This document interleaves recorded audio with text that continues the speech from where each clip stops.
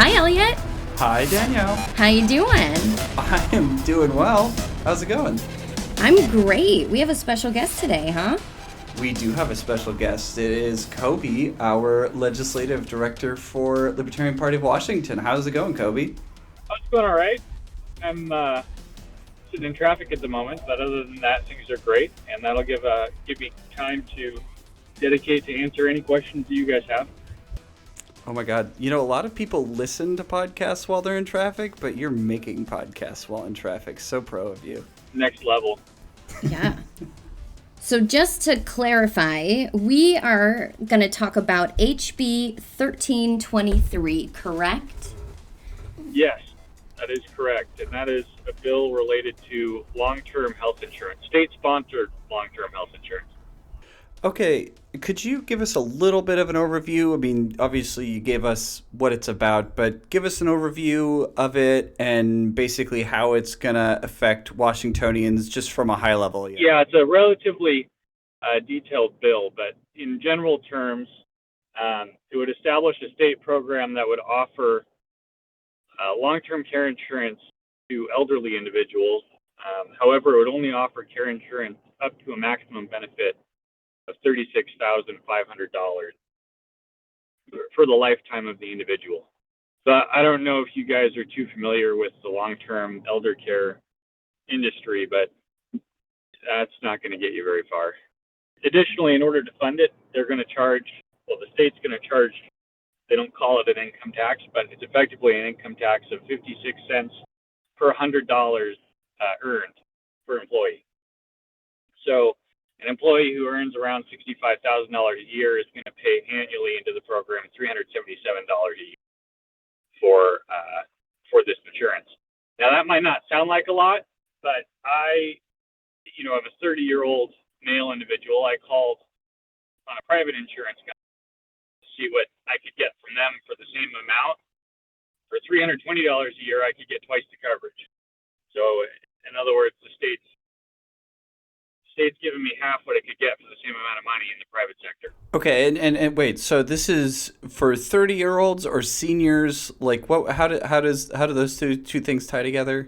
Yeah, how does the program work? Sure. Yeah. So you have to pay premiums into this program for at least 3 years to get the benefit. So let's say you're 60 and you've decided you're going to work for 3 more years. You're going to contribute.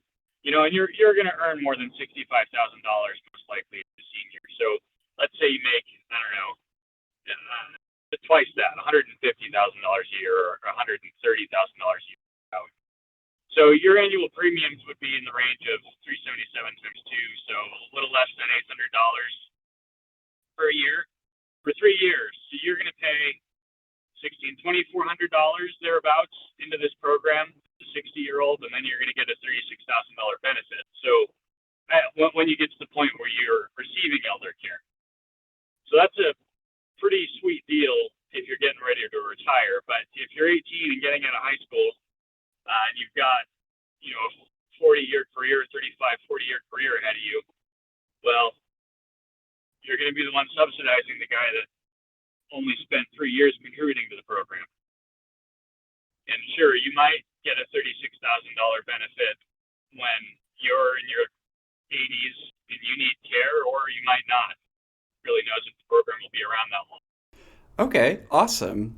So Cobi, you kind of described what the situation was before the bill, right? Or what is the current situation? Well, so the current situation is that if you want long-term care, you either need to provide for it yourself just by saving money for your own retirement, or you need to acquire your own private insurance in the private sector.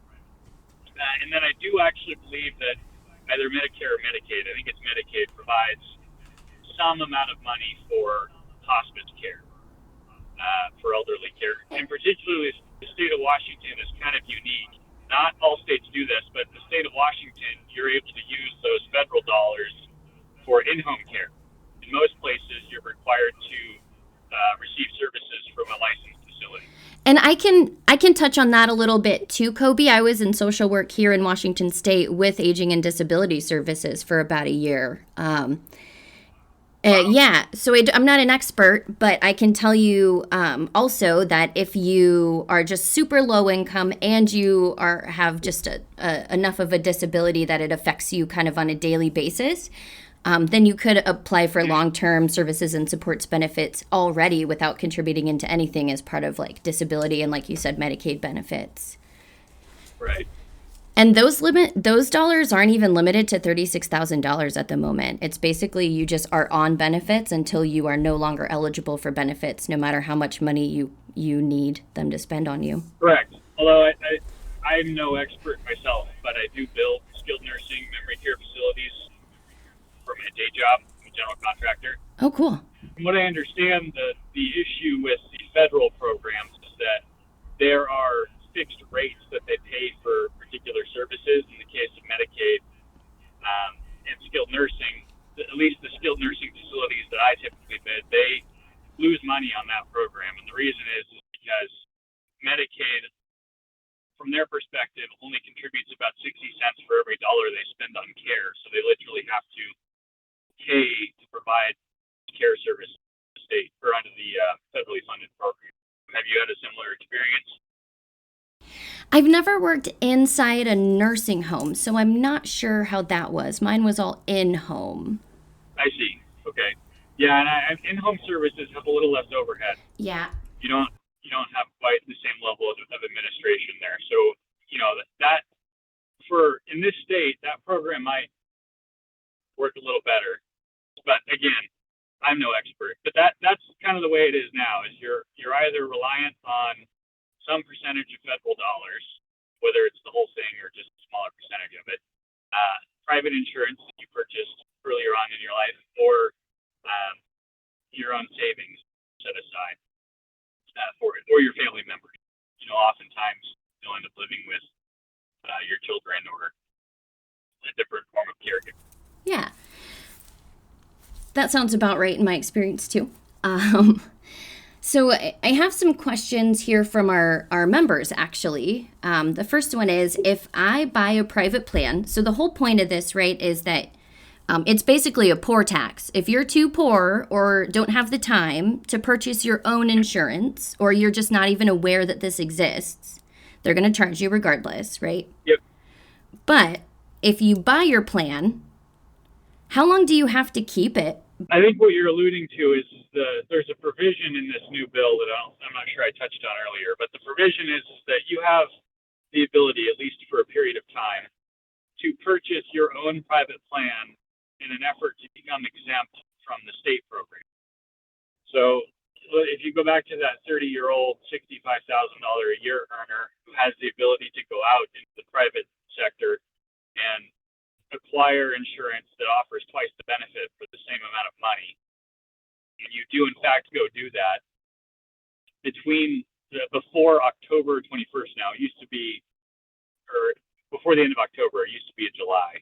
But I believe now if you have that insurance in place before October of this year, you can submit paperwork to the state, become exempt from the state insurance program, and also become exempt from the tax. So I think what you're asking is if you, in fact, do that, which would make sense if you're a younger individual and are able to acquire private insurance for less than the state's offering, then are you required to keep it in order to stay off the state program? And the answer to that is it's unclear. I don't think that circumstance has really been vetted out in the bill itself. However, based on the logic of the way that the bill is written, it would seem that you could sign up for a plan if you don't want long-term care insurance, which is reasonable. Not everyone's going to get there, and it's kind of up to the individual to decide what kind of care they need. But if they don't want to pay for it now, then it seems practical that you could get that policy, get the exemption, and then get off your policy after you've received the exemption from the state. It seems like that could be a workaround to get out of the state program. However, it hasn't been done yet. So there may be a requirement later on that says you have to hold your private policy for a period of time, but right now there isn't. Okay, yeah, that seems helpful. And then I'm assuming you probably have a really similar answer for this as well. Because this is all just nuance, right? So the next question is, if I drop it and then I change jobs, am I still exempt when I change jobs, or do I need to like get a new policy and then prove to my new employer that I'm exempt? That's a good question. So the other thing that I understand about this program is that the exemption period is not an annual exemption period. In other words, I don't think you're able to have a policy in place before each October and each renewal period to become exempt. I think you have a very short window of opportunity right now to exempt yourself from this bill, and that opportunity goes way after. After that, this becomes an entirely compulsory program. Oh, and let me clarify. So these benefits are for residents of Washington State who have paid into this for 3 years minimum. Yep. Yes. What happens when I leave the state? Do I still get long-term care benefits if I retire in, say, New Mexico, and I've Nope. paid into this for 3 years? No, if you leave the state or if you retire in a different state, you forfeit your benefit.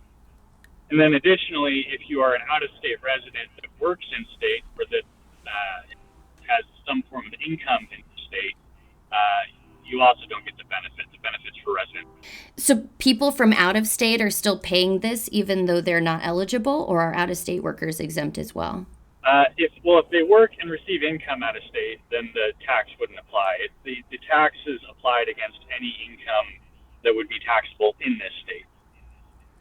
Okay, so if I were like working from home from, say, Utah because it's COVID and I can, but I worked for Visa out here, I would still have to pay those fees because Visa's. If your W-2 was registered in the state of Washington, you would have to pay those. Oh, interesting.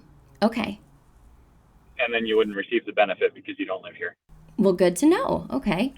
What adverse incentives does this create, right? I mean, as libertarians, we're all about not just the seen causes, but the unseen effects, right? So the seen effects and the unseen effects, but we're also about the second order effects too, the things that come after. So, so what incentives does this create?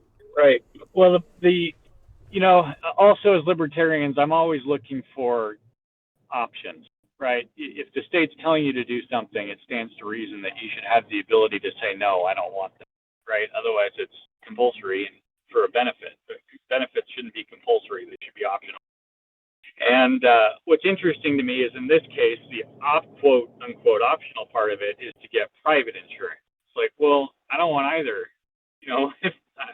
Number one, I'm not sure I'm going to make it that long. Number two, kind of a crummy benefit as it is. And number three, I could be saving that money and investing it in my business or in the stock market, and then have enough money to care for myself entirely instead of being limited to something like $36,000 or $72,000 a year. And that the exemption doesn't provide for that. You're required to hand your money to the insurance companies, or you're required to hand your money to the state, and that's just not right. I mean, you should be allowed to invest in your local community, invest in your business, try and add value. And that's what capitalism is, and that's what helps grow society, and they're not letting you do that. So that's a little frustrating. The exemption that drives people to insurance companies, in my opinion, is just a way to line the pockets of insurance companies. It's just a cop-out, and that's not right. I'm pretty sure we're already all very aware that Creedler is not for the people. Be free, vote Welty. Yeah, I think Anthony Welty would be in there fostering a little bit more competition. Now, is there any provision in there for a cap on how much you would pay, or this says the cap on the tax rate is the specific question. So I'm assuming, right, with inflation, we're not going to be able to continue paying for this at the same tax rate. They'll want to up it and continue upping it as long as they can. Yeah, that's interesting. That's an interesting question. There is no cap on the tax rate, and the tax rate could go up. I think what they're probably relying on is they're not necessarily relying on increasing the tax rate itself. In other words, I think it's 56 cents. Is that what it's? I have it written down here. Yeah, 56 cents per $100 earned. What they could be relying on instead of increasing the tax rate is with inflation. If inflation rises, in some cases that could be driven by an increase in wages. The tax it naturally goes up on its own as market wages go up, so in other words, you're not going to go from 56 cents per 100 earned to say $1 per 100 earned, because people are going to go from a median income of $50,000 to $60,000 a year. That's going to grow over time as market wages increase. So the median income will go up, and that will naturally continue to fund more and more over time.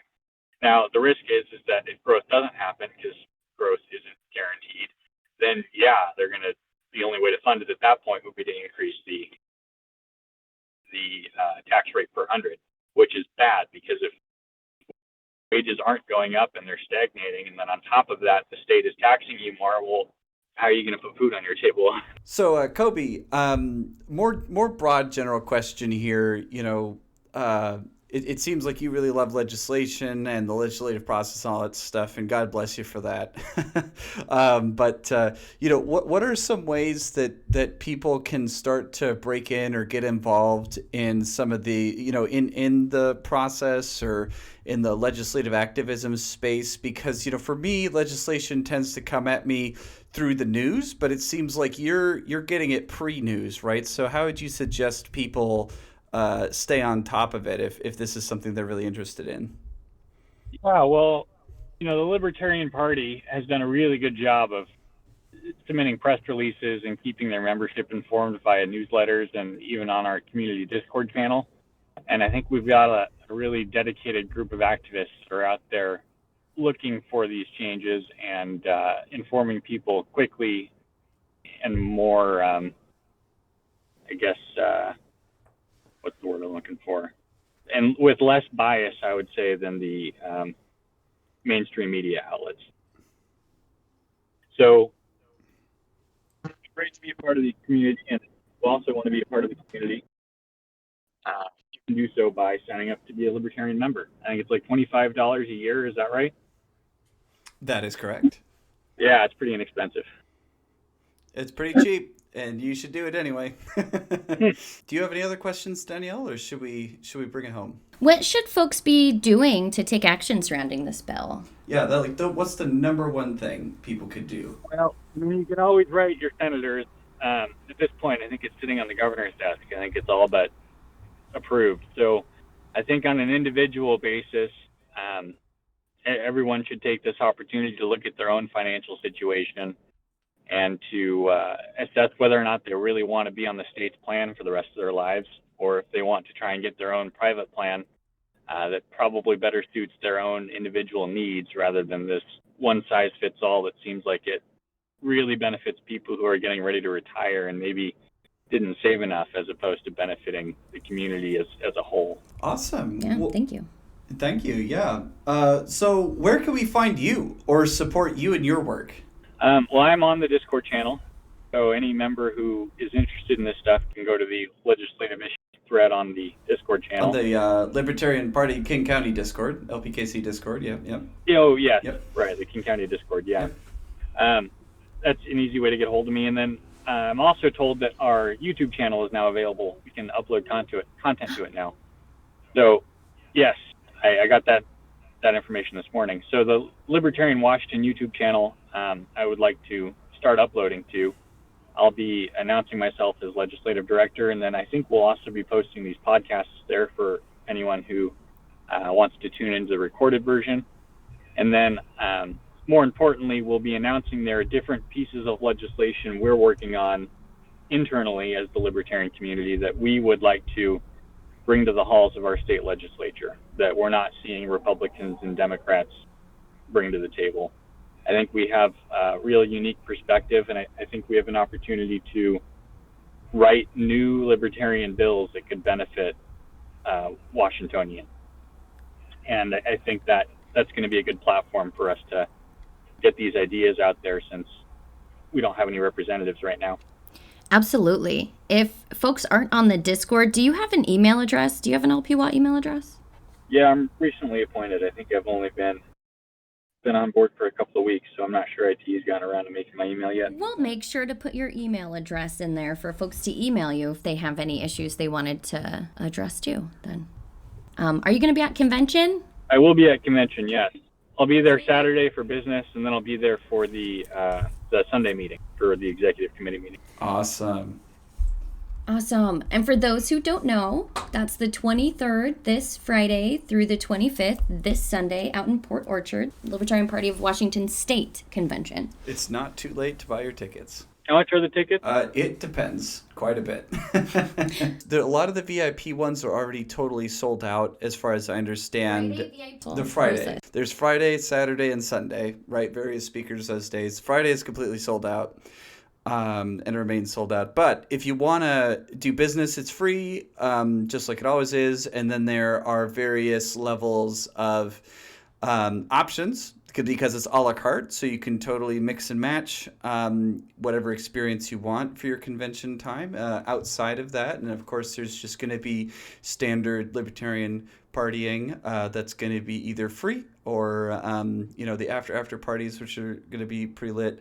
And then there's food at the restaurant you can buy if you come and don't want to do business. You could just knock one back while you watch us argue about bylaws and stuff, which could be fun. I don't know. You do you, I guess. So Friday night is the Scott Horton, Angela McCardle, Peter Quinones. That's what's sold out. Okay. I knew it was one of those podcastery people. Definitely a podcastery person, yes. And then Saturday, there are still tickets for the Free the People with Matt Kibbe and Apollo Pizzell. I'm really looking forward to seeing Apollo Pizzell. Maybe I shouldn't admit that on air, but I don't think I've heard of him before, so that's pretty exciting. And Matt Kibbe is also new to me, and I understand that Matt Kibbe is new to the Libertarian Party too, so that's pretty cool. I know that there's a lot of people fired up about him, so that's awesome. And then Sunday, we've got, what is it, Legacy of Liberty? Yep, so that's Mary Ruwart, Judge Jim Gray. Then there's the two panels. So we've got the sex worker panel and we've got the local candidates panel. I'm not sure if there's another speaker on Saturday. Oh, I didn't realize we had the panels on Sunday. Okay, that makes sense. Yeah.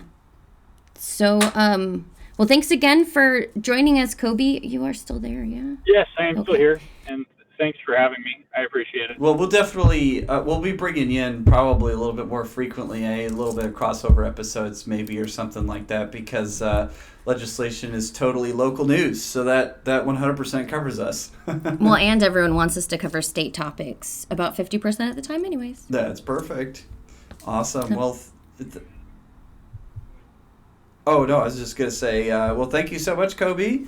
And I think we got all our plugs in, so we will see you next week. Thanks. I'll see you then. Bye. Bye. Bye.